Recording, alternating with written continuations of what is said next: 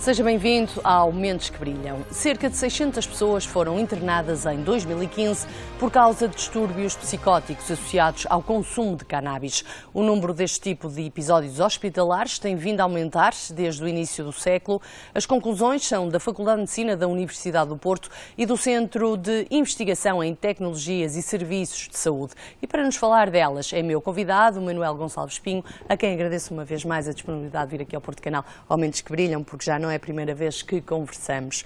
Neste caso, com estes dados e estes números em cima da mesa, em 2000 contavam-se 20 internamentos, em 2015 somavam-se 588. São quase 30 vezes mais contas feitas. Exatamente. Portanto, o nosso estudo que pretendeu avaliar foi o panorama hospitalar dos episódios psicóticos e destes, portanto, dos internamentos que tinham episódios psicóticos diagnosticados, quantos é que teriam um consumo de canabinoides também registado nesse processo.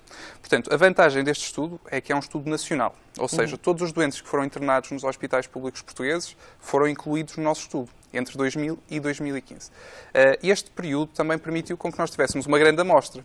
Esta grande amostra dá também representatividade aos dados que nós aferimos a partir desta base de dados. Estes internamentos, portanto, têm um diagnóstico de entrada de um episódio psicótico. Ou seja, o que é um episódio psicótico? Um episódio psicótico acaba por ser um episódio em que há uma desregulação do indivíduo no seu contexto real, ou seja, da realidade. Há uma desconexão entre a realidade e o contexto que o indivíduo está a experienciar. Portanto, há quase como um desligar do mundo físico. Portanto, imagino, não conseguimos estar aqui a ter uma conversa os dois porque não estaríamos os dois na mesma situação real. E o que está descrito em termos epidemiológicos é que estes episódios psicóticos, com o consumo de canabinoides, existe um aumento do risco de vir a desenvolver estes episódios. O risco da população geral é à volta de 1 a 2% e o consumo de canabinoides faz com que este risco duplique, passa a cerca de 2 a 4%. Sendo que a grande questão, e as pessoas às vezes até dizem, tudo bem, é um risco, mas é 1%, é 2%, a grande questão é que nós ainda não temos métodos para saber quem são as pessoas que de facto vão desenvolver o episódio psicótico, portanto estes 2% é dentro da população total. Os grupos de risco nós ainda não conseguimos bem distinguir. O nosso estudo, de facto, tem todas as hospitalizações e, portanto, é representativo da realidade nacional. Quantos casos no total foram analisados? Portanto, a grande vantagem foi nós em 2000 tínhamos cerca de 20 hospitalizações por ano e em 2015 tínhamos as tais 588. Houve um aumento progressivo, nós tínhamos à volta de 3.000 hospitalizações, depois consoante as seleções que nós fizemos, e houve um aumento progressivo do número de hospitalizações. E este aumento tanto pode-se dever também ao aumento da qualidade dos registros. Imagino, nos anos 2000... Que eu também lhe ia perguntar isso, exatamente. Nos anos 2000, imaginemos, tínhamos hospitais que nem sequer um registro eletrónico tinham, portanto não tínhamos computadores para escrever o processo clínico, era à mão. E logo aí compreendemos que entre 2000 e 2015 houve várias alterações tecnológicas que também permitem com que o diagnóstico em 2015 seja feito de forma mais detalhada. E, portanto, este aumento que foi de 30 vezes é um aumento dos registros.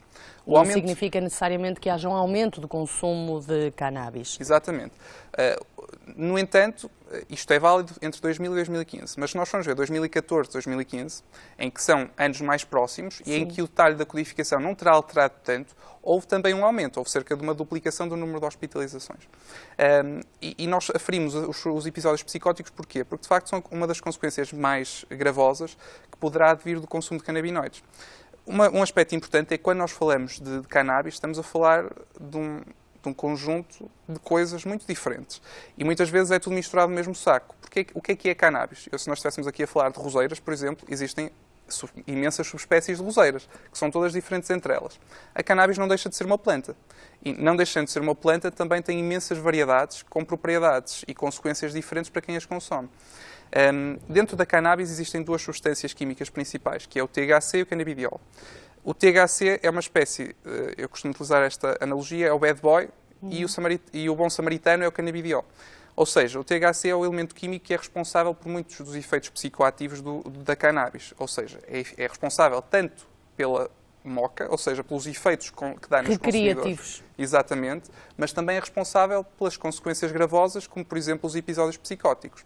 O canabidiol está muito associado aos potenciais terapêuticos da cannabis. Por exemplo, já é utilizado em termos clínicos na epilepsia refratária.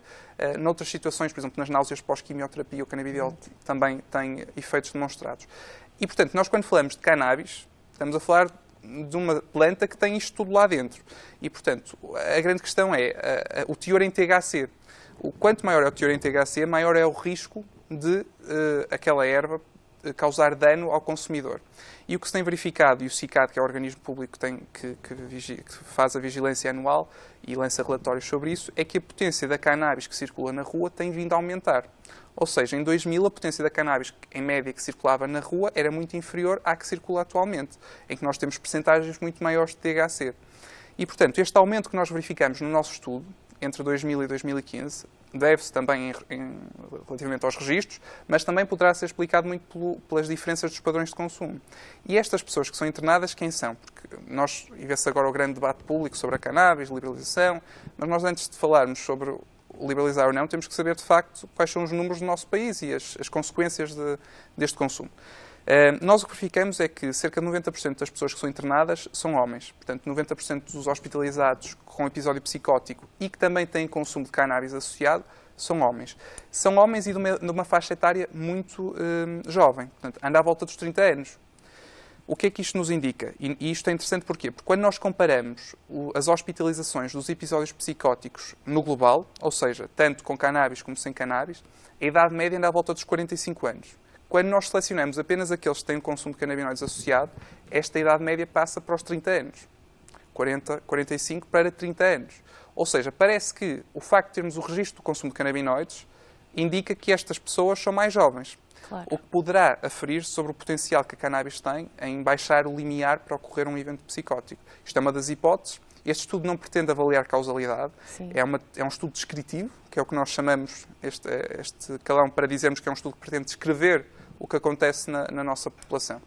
Só uma curiosidade, uma vez que foram analisados hospitais de norte a sul do país, de todas as zonas de Portugal, há alguma diferença a registrar por regiões? Só por curiosidade. Sim, nós de facto, como o artigo até foi publicado em termos internacionais, porque publicamos numa revista internacional sobre metodologia na área da psiquiatria, nós no artigo não detalhamos isso, mas nós fizemos a análise também.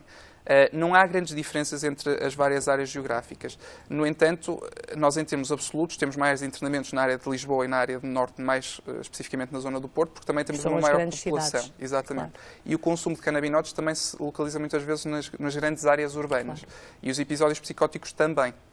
Portanto, de facto, estão mais concentrados nestas grandes áreas.